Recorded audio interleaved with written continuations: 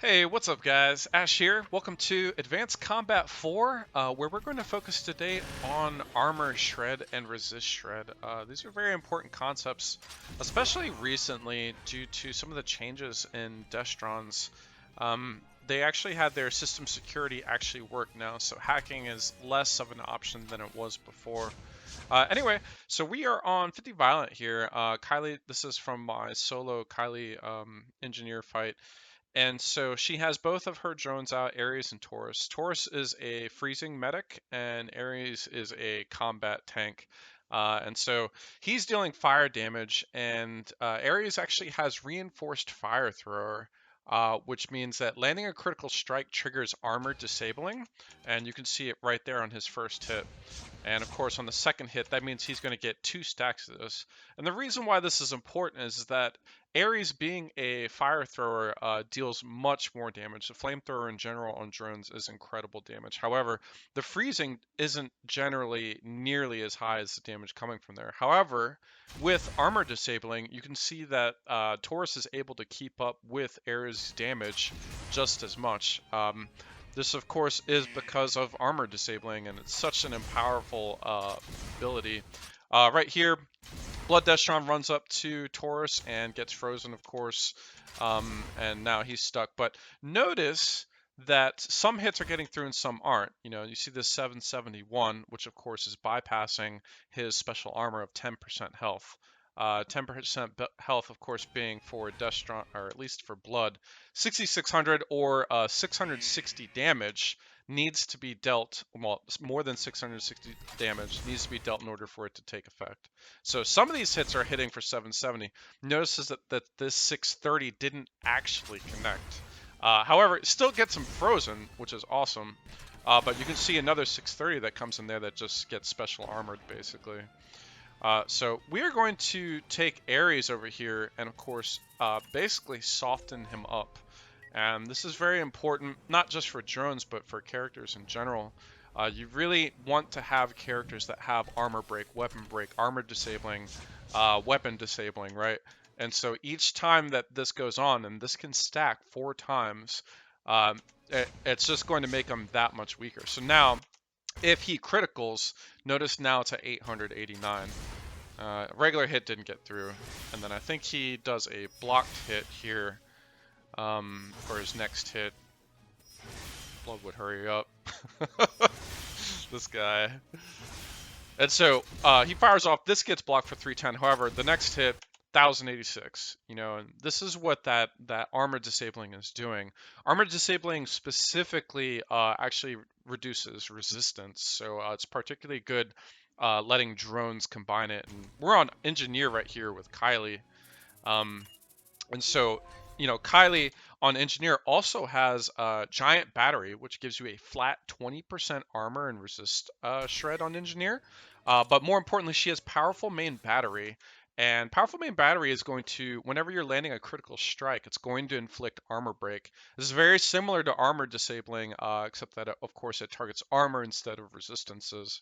And so at 4 stacks of armor break, they will have a negative, or basically 100% armor shred on them. And this is very interesting to see. So we're hitting Schwartz, right? And notice the damage that was dealt. 1372 first connect, 1553 second connect, 1788 third connect, and then you can see 2163, 2163, which is Schwartz's actual threshold for damage absorbing, the 25% health.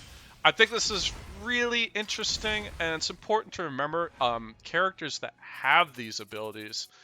You know, Engineer gets a bad rap compared to Hacker, but I think as people play more and more, they'll see that Engineer does bring a lot to a party via Armorbreak.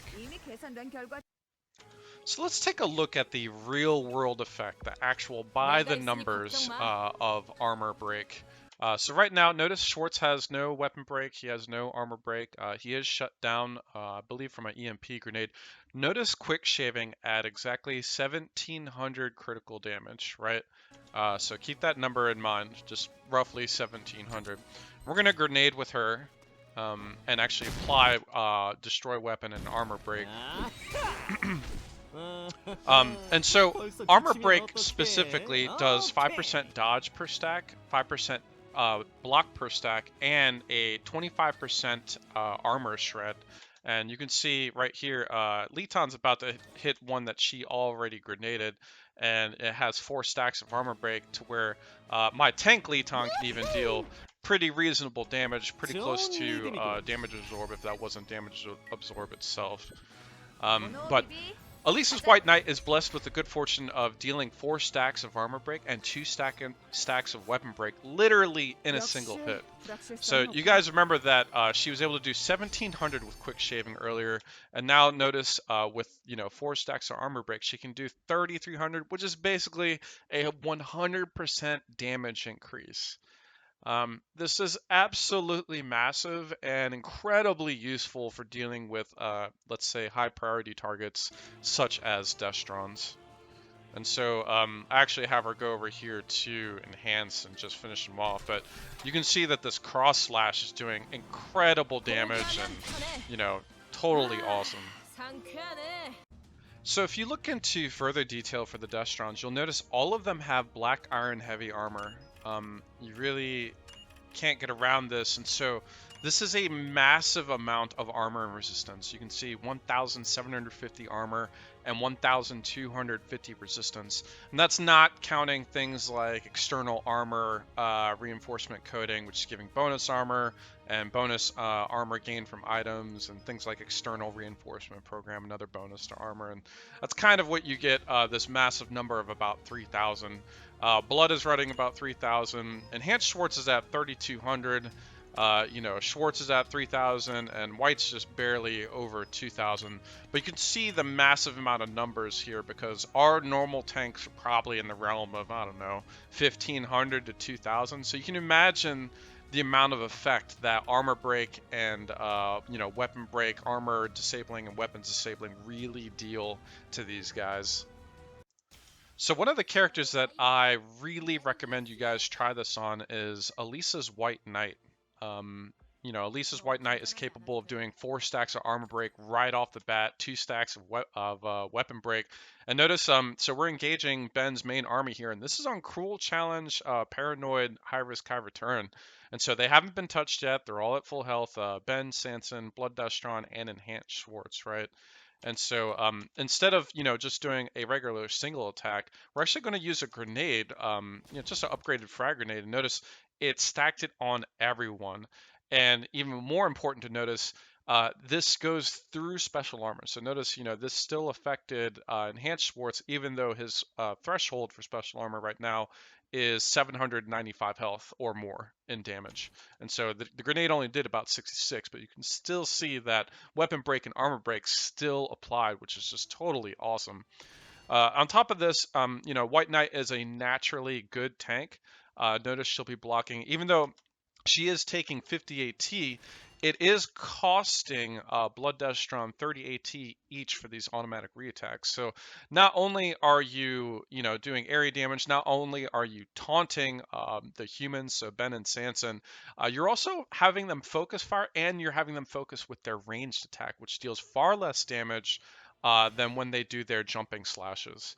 And so even though she took, like 150 AT delay, you can easily take Kylie, and Awaken with that. And that is worth the trade-off of forcing AT onto the Destrons. So, at total, she took, 300 worth of health. Anyway, so Ben, of course, is taunted. And so Taunt, he has to come over and fight her. And so, remember, Ben has all these armor shred, too. Ben's at full health, but remember, 4 stacks of armor break, even in the highest difficulties, allows characters like Alisa to completely flatline the strongest of bosses. Absolutely insane. So what are the major takeaways from this? One, Armor Break always connects, even through Destron's special armor. This allows characters like Alisa's White Knight to just throw a frag grenade, and basically you're good to go with 4 stacks of Armor Break, 2 stacks of Weapon Break, along with Taunt, Bleeding, and a host of other effects and area damage. 2, stacking Armor Break on an enemy allows your entire team to be able to deal massive amounts of damage.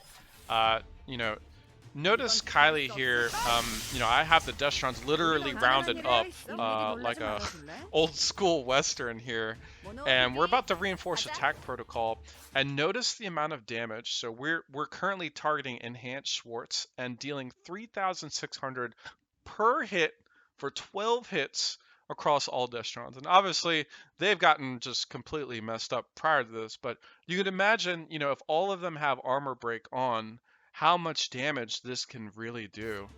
And so you'll want to really look for characters that have Armorbreak, Weaponbreak, armor disabling, or weapon disabling.